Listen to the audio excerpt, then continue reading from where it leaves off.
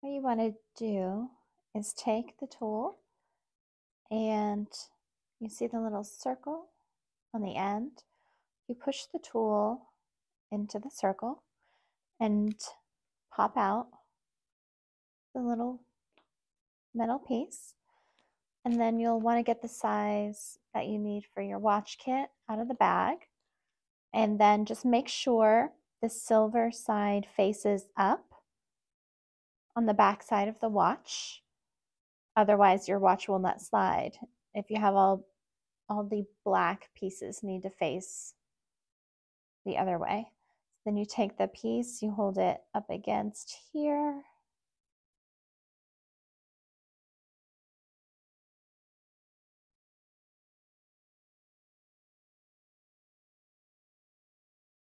Push it in one side. And you can use the tool to gently push down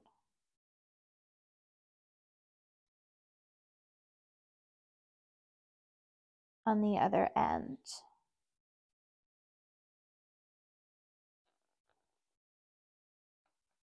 To lock it in place. Make sure it's secure so your Apple Watch band doesn't fall out.